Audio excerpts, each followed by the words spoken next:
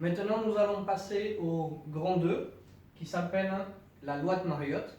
Et donc, première chose à retenir, c'est que c'est une loi qui ne s'applique que pour des gaz. Ça ne concerne pas les liquides, que les gaz.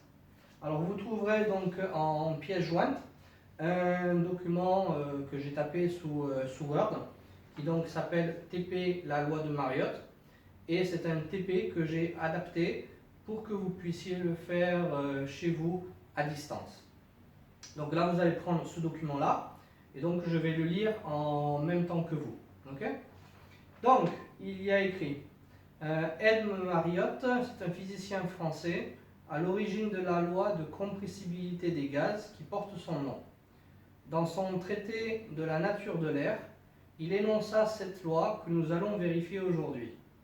À température constante, le volume d'un gaz varie à l'inverse de la pression.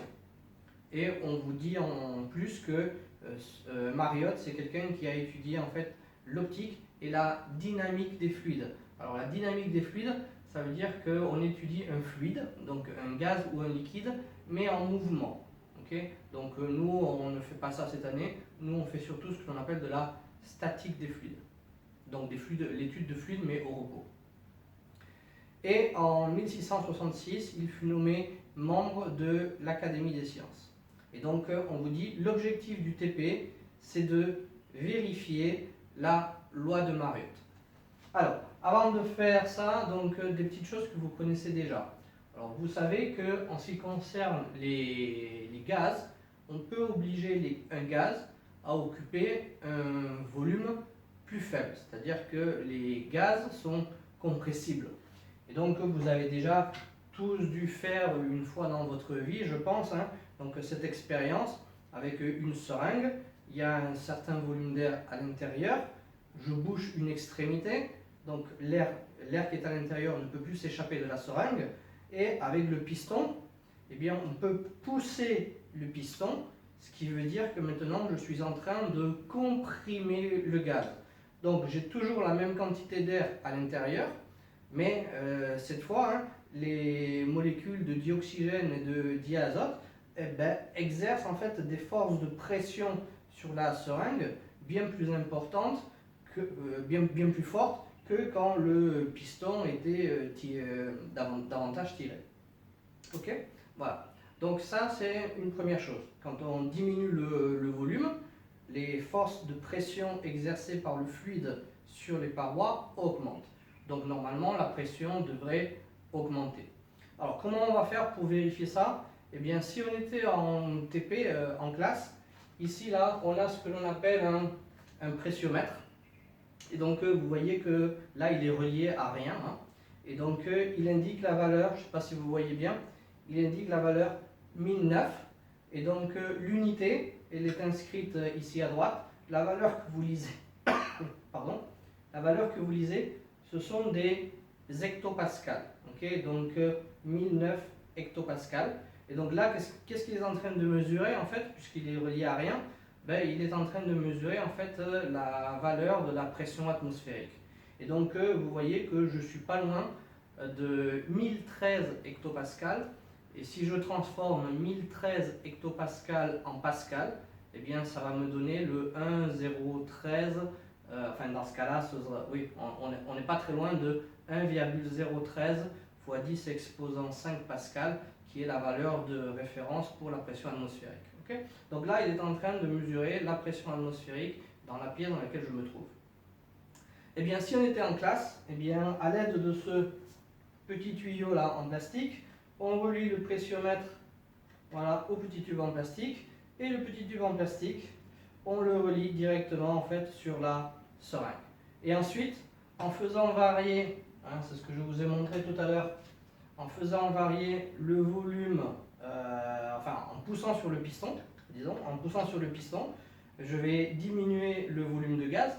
La quantité de gaz reste toujours la même, mais j'oblige le gaz à occuper un volume inférieur. Et donc, on lit directement la valeur de la pression sur votre pressiomètre.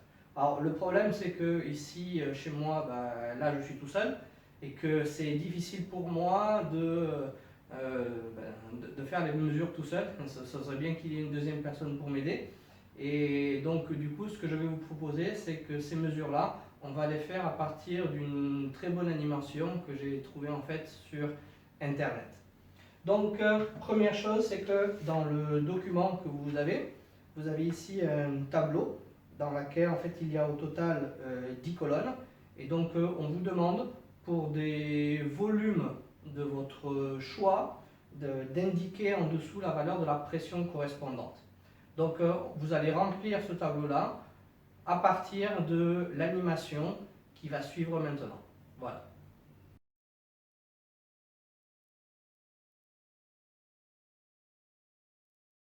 Alors voici l'animation que vous trouverez sur Internet. Donc elle représente une seringue dans laquelle on a enfermé une certaine quantité de molécules. Alors visiblement le concepteur de l'animation, il a mis du dioxygène donc à l'intérieur de la seringue, puisque vous voyez que les molécules sont coloriées en rouge. Mais bon, moi pour faire plus simple, on va dire que c'est de l'air. Voilà. Donc on a une certaine quantité d'air qui est enfermée dans la seringue. Et donc on a la possibilité de déplacer ce piston là, le piston vert que vous voyez sur l'écran, avec les curseurs violets qui sont à droite de l'écran. Donc j'ai la possibilité de diminuer le volume, donc de comprimer en fait mon gaz, ou au contraire je peux tirer sur le piston pour augmenter le volume. Donc là, première chose qu'il faut voir, c'est que si on diminue le volume, eh bien la pression en fait augmente. Okay, la pression du gaz à l'intérieur de la seringue augmente si vous le comprimez. Et inversement, si vous donnez plus d'espace disponible au gaz, eh bien alors à ce moment-là, la pression diminue. Ça, c'est la première chose donc qu'il faut observer. Alors maintenant, on va essayer de répondre aux problèmes posés. Donc on nous demande en fait pour 10 volumes différents de mesurer la pression correspondante. Donc c'est parti. On va prendre comme premier volume celui-ci, celui pour 54 millilitres. Donc pour 54 millilitres, vous notez sur votre tableau, hein, donc la pression elle est de 1852 hectopascales.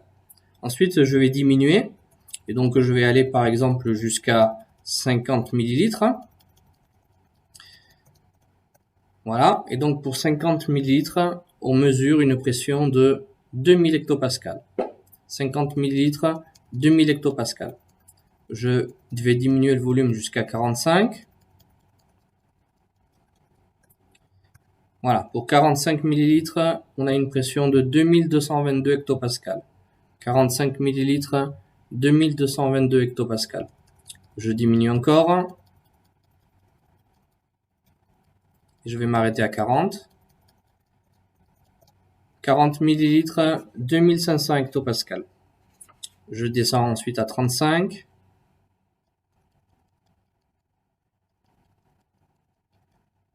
Pour 35 millilitres, 2857 hectopascales. Ok? Pour 35 millilitres, 2857 hectopascales. Je diminue jusqu'à 30.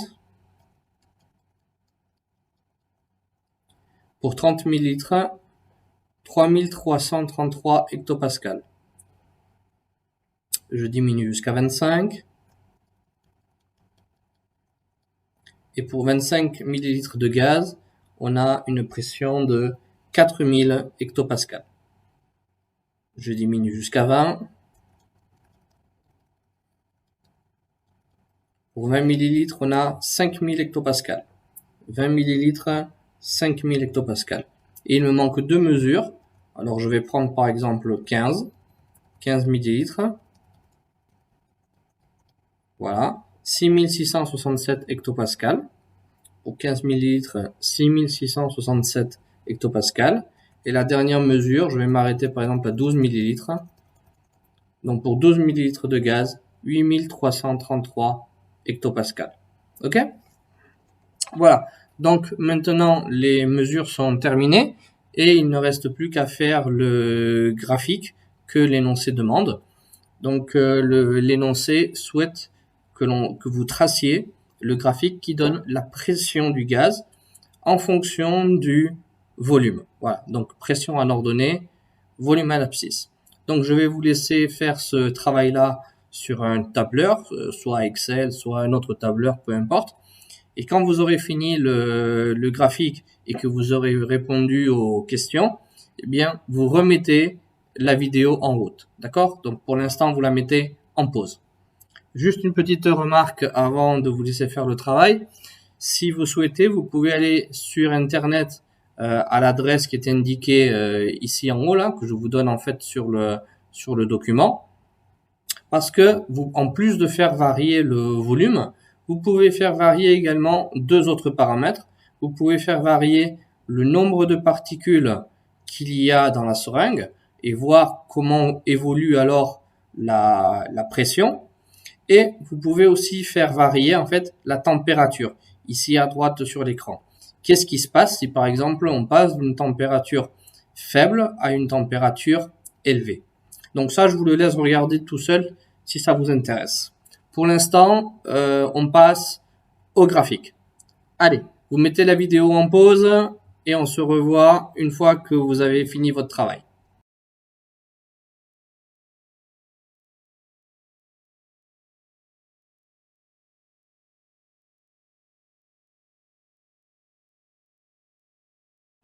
Alors voici les mesures que nous avons obtenues tout à l'heure. Donc maintenant, je vais faire le graphique comme vous. On va voir si on obtient la même chose. Donc je sélectionne ces deux colonnes-là. Je vais dans l'outil graphique. Je sélectionne le nuage de points. Et voilà ce que l'on obtient. Une courbe décroissante. Ok? Donc là, j'ai bien la pression en ordonnée parce que je vois qu'il y a des valeurs qui sont élevées. Et là, il y a des valeurs plus faibles. Et donc ça correspond au volume. Alors, première chose que l'on va faire, déjà, c'est compléter le graphique, c'est-à-dire c'est lui mettre le titre et les légendes sur les axes. Ok? Alors, je commence par le titre. Donc, on va mettre comme titre, par exemple, graphique donnant la pression en fonction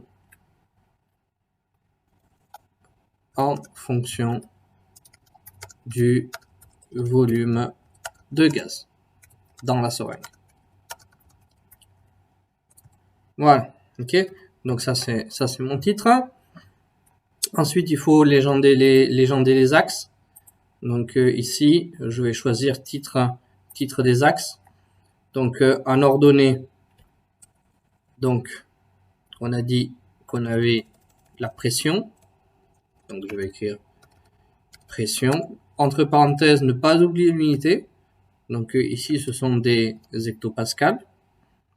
Et en abscisse, nous avons le volume de gaz qui est emprisonné dans la seringue. Donc je mets ici, hop, volume de gaz. Et donc en millilitres. Voilà. Donc là, mon graphique, il est complet. Et donc, si vous avez la possibilité de l'imprimer, voilà, c'est bien. Ok. Sinon, vous l'enregistrez et vous aurez la possibilité de l'imprimer plus tard. Alors maintenant, à partir de ce graphique-là, on va essayer de répondre aux questions qui sont sur le document. Alors voici le document que je vous ai mis en pièce jointe. Donc c'est le sujet du TP. Et la première question que je vous pose, c'est comment varie la pression en fonction du volume? Alors la réponse, elle est assez évidente. Il suffit de regarder le graphique. Et donc vous voyez que quand le volume augmente, eh bien la valeur de la pression diminue. Donc ça, c'est la réponse qu'il faut marquer sur vos pointillés. Quand le volume augmente, la pression diminue. Voilà. Ensuite, on vous pose la question, existe-t-il une relation de proportionnalité entre P et V, c'est-à-dire entre la pression et le volume, justifié? Alors là, vous voyez bien que au niveau du graphique, le graphique qui donne la pression en fonction du volume, c'est une courbe. Pour qu'il y ait proportionnalité, il aurait fallu que le graphique qui donne P en fonction de V soit une droite et qui en plus passe par l'origine. Donc là, ce n'est pas du tout le cas. Donc il n'y a pas de proportionnalité entre la pression et le volume. Donc la réponse est non. Il n'y a pas de proportionnalité entre la pression et le volume, car le graphique qui donne P en fonction de V n'est pas une droite qui passe par l'origine. Voilà. Ensuite, on vous demande, la phrase en italique dans le texte d'introduction vous semble-t-elle correcte? Justifiée. Alors, revenons tout en haut de l'énoncé. Et la phrase en italique, elle se trouve à peu près au milieu du document. Et on nous dit, à température constante, le volume d'un gaz varie à l'inverse de la pression. Alors déjà, il faut se souvenir un petit peu de qu'est-ce que c'est en mathématiques une fonction inverse, à quoi ça ressemble. Alors déjà, commençons par graphiquement. Alors graphiquement, justement, un inverse, ça ressemble à ce genre de fonction que vous avez ici, c'est-à-dire c'est une courbe décroissante, et cette forme-là particulière, elle porte un nom, c'est ce qu'en maths on appelle une hyperbole. Et dès que vous avez une hyperbole sur un graphique, eh bien, il y a effectivement une histoire d'inverse. Alors, qu'est-ce que c'est une hyperbole en maths? Alors, une hyperbole en maths, c'est quelque chose qui est de la forme y égale constante divisée par x. Voilà, ça c'est en maths. Et donc, l'hyperbole la plus connue, évidemment, c'est y égale 1 sur x. Ok, ça tout le monde connaît, mais c'est pas obligé qu'au numérateur ce soit 1. Ça aurait pu être une autre valeur, ça peut être y égale 5 sur x, 10 sur x, 15 sur x, ce que vous voulez. Et donc, à ce moment-là, cette fonction-là, eh bien, elle a tout à fait l'allure de ce qui est dessiné ici. Voilà, ça c'est l'allure en fait d'une hyperbole, d'une fonction inverse, c'est-à-dire une constante divisée par x.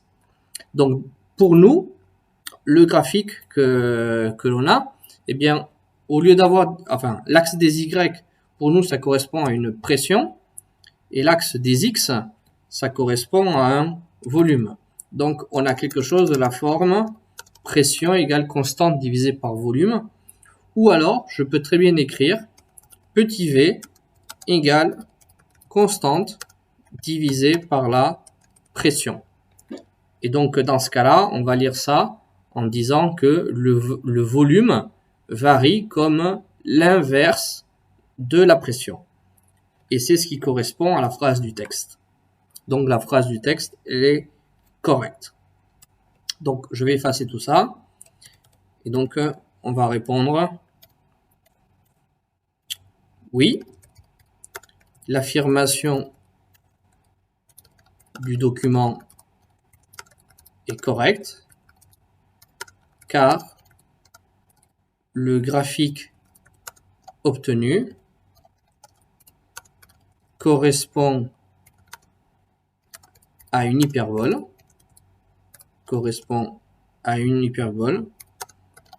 dont l'équation est de la forme P égale constante divisée par V, ou V égale constante divisée par P. Voilà. Donc à ce stade-là, si vous n'avez pas encore imprimé le graphique, pensez à le faire. Bon, si vous ne pouvez pas maintenant, c'est pas très grave. Quand les cours reprendront, pensez à l'imprimer. Mais si vous pouvez le faire maintenant, c'est mieux. Ensuite, deuxième étape du travail, on vous demande de tracer le graphique donnant la pression en fonction de l'inverse du volume. Donc vous allez mettre la vidéo en pause de nouveau Et dès que vous pensez que vous avez le bon graphique sur votre écran d'ordinateur, à ce moment-là, vous remettez la vidéo en route. Voilà. Bon travail!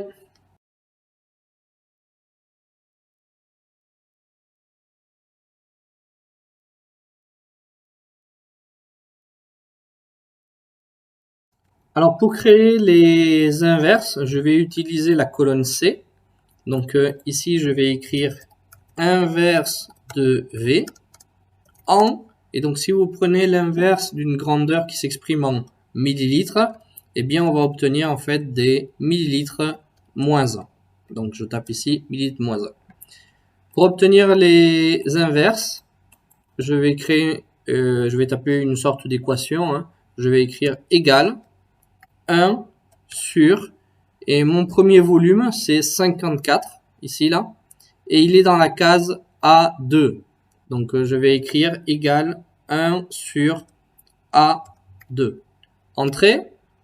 Avec la souris, je sélectionne cette case-là et avec le pointeur de ma souris, je me pointe sur l'extrémité en bas à droite jusqu'à ce qu'il y ait la petite croix noire qui apparaisse. Je fais un clic gauche sur la souris, je maintiens appuyé et je tire vers le bas jusqu'à ce que toutes les valeurs apparaissent. Voilà. Et donc là, j'ai toutes mes valeurs des inverses.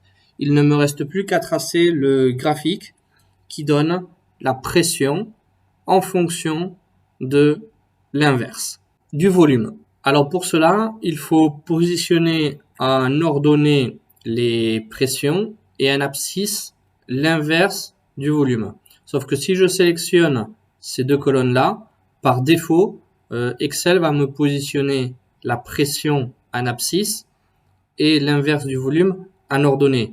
Et ça, c'est exactement le contraire de ce que je veux. Donc, pour faire les choses de manière la plus simple possible, ce que je vais faire, c'est que je vais sélectionner toutes les valeurs des pressions. Je fais CTRL-C et je vais les copier dans la colonne D. Et maintenant, pour faire mon graphique, eh bien, je vais sélectionner les colonnes C et D. Et donc, par défaut, j'aurai les inverses des volumes en abscisse et les pressions en ordonnée. Donc, je vais tracer mon graphique. Insertion graphique. Voilà. Et là, j'ai un très beau graphique qui, comme vous voyez, hein, il correspond à une droite. Et si on pouvait prolonger jusqu'au point de coordonnées 0, 0, eh bien, en fait, ce graphique-là, ça correspond à une droite qui passe par l'origine. Donc maintenant, je vais faire comme précédemment, c'est-à-dire que je vais mettre à ce graphique un titre. Donc on va mettre par exemple pression du gaz en fonction de l'inverse du volume. Ok, attention à pas écrire en fonction du volume, en fonction de l'inverse du volume. Et ensuite, on va finir en mettant une légende sur chacun des axes. Très important en physique, hein, quand on vous demande un graphique, n'oubliez jamais les grandeurs et les unités sur les axes. Donc en ordonnée, on a dit la pression est sur ce graphique, elle est en hectopascal.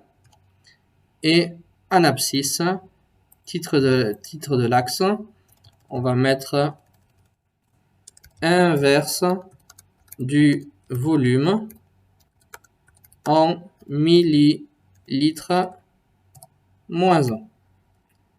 Voilà. Et là, mon graphique est complet. Et donc, si vous avez la possibilité, je vous conseille de l'imprimer et de le joindre avec le TP. Sinon, vous penserez à l'imprimer dès que possible. Voilà. Et donc maintenant, à partir de ça, on va répondre aux questions. Alors pour la suite des questions, on vous demande que constatez-vous? Alors je vous ai donné déjà une partie de la réponse. Hein. On a dit qu'en fait le graphique correspondait à une droite qui passe par l'origine. C'est la première chose qu'il faut noter. Hein. Donc le graphique correspond à une droite qui passe par l'origine.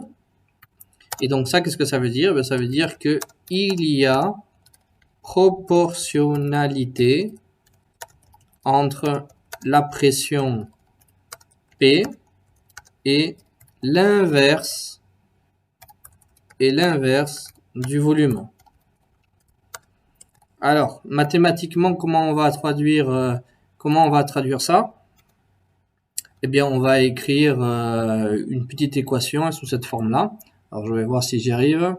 Équation, voilà, taper une équation ici. Vous voyez, donc P égale, donc ça c'est ce que j'ai en ordonnée, et la pression elle est proportionnelle à l'inverse du volume. Donc ça veut dire qu'il y a une constante de proportionnalité qui va rentrer en jeu, hein. Donc tout simplement je vais écrire constante. Voilà, je ne sais pas combien elle vaut, je sais juste qu'il y a une constante de proportionnalité. Et on va multiplier par l'inverse du volume. C'est-à-dire, je vais multiplier par 1 sur V. Voilà. Donc, mathématiquement, ce que l'on voit à l'écran, c'est ça. P égale une constante, qui est en fait le coefficient directeur de votre droite, mais je n'ai pas besoin de connaître la valeur, multiplié par 1 sur V. Et au lieu de l'écrire sous cette forme-là, on peut l'écrire en fait sous une autre forme, qui est ce que l'on appelle en fait la loi de Mariotte. Et donc, tout simplement, au lieu d'écrire P égale constante fois 1 sur V, mais tout simplement, je vais écrire P fois V, P fois V, P fois V égale une constante. Voilà. Ok, là j'écris un peu gros, mais bon, c'est pas grave. Hop. Voilà. Ok. On peut l'écrire sous cette forme-là, et c'est comme ça qu'en fait on va l'apprendre. C'est comme ça que vous la trouverez dans les manuels. Ok, la loi de Mariotte, elle dit que le produit de la pression par le volume reste toujours constant, si bien sûr vous gardez toujours la même température et le même nombre de molécules dans votre enceinte. Donc maintenant, nous allons voir une application directe de cette formule pour que vous puissiez voir un petit peu comment ça marche. Et donc, je vous encourage à regarder l'exercice numéro 24 qui est page 231 sur votre livre. Donc, vous pouvez mettre la vidéo en pause, vous cherchez cet exercice-là et on se revoit pour la correction.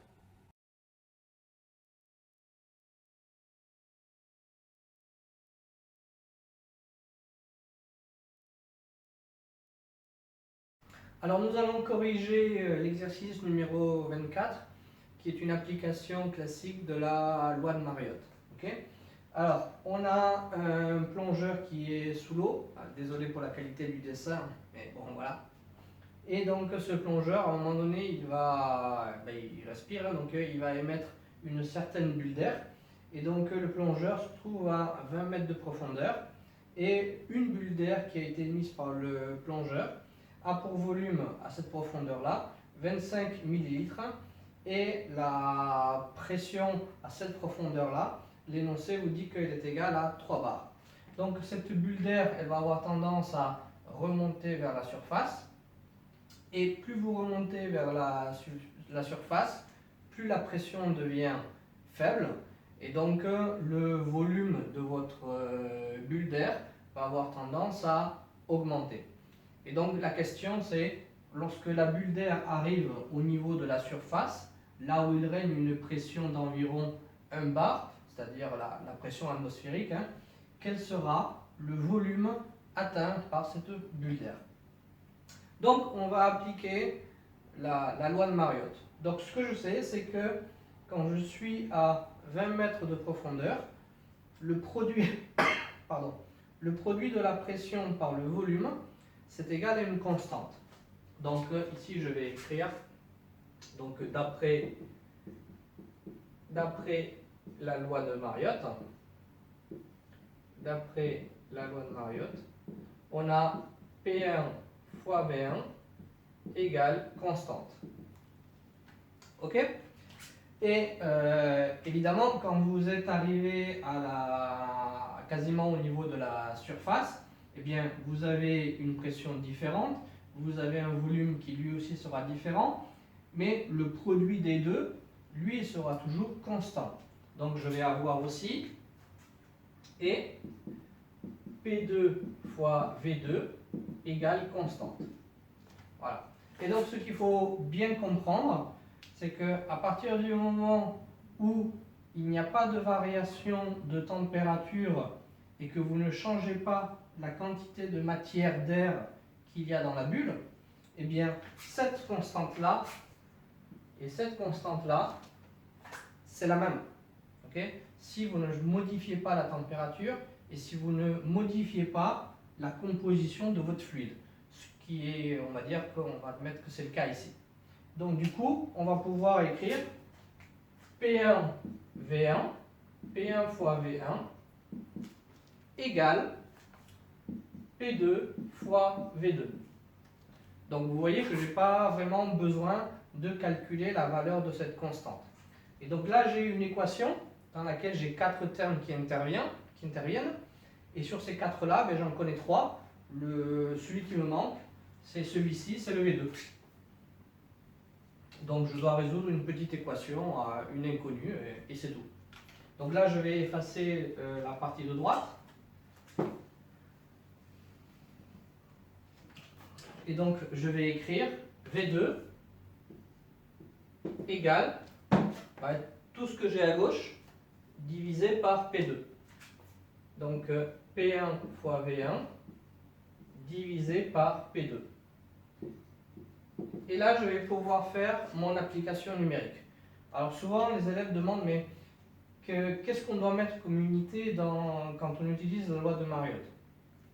Ben, en fait, ça dépend. Parce que tout simplement, ici, vous voyez que vous avez une division de 2 pressions. Donc déjà, la première condition, c'est que ces deux valeurs-là soient dans la même unité. Okay? Et donc, les données des pressions elles sont données en bars. Okay? 3 bars et ici 1 bar. Donc si vous divisez des bars par des bars, eh bien, tout simplement, l'unité va se simplifier. Donc en ce qui concerne les volumes, quelle sera l'unité de V2? Eh bien, la valeur que vous allez trouver ici, elle aura la même unité que l'unité dans laquelle vous aurez exprimé le volume V1. C'est-à-dire que si vous mettez V1 en litres, par exemple, vous allez trouver votre V2 en litres. Mais si vous laissez votre volume en millilitres, vous trouverez votre volume V2 en millilitres. Donc moi, tout simplement, je vais faire aucune transformation. Je vais laisser les pressions en bars et le volume en millilitres. Donc, P1, on a dit que ça valait 3 bars. Donc ici, je vais mettre 3 bars. Fois le volume V1, c'est 25 millilitres. Et je divise par P2 qui vaut 1 bar.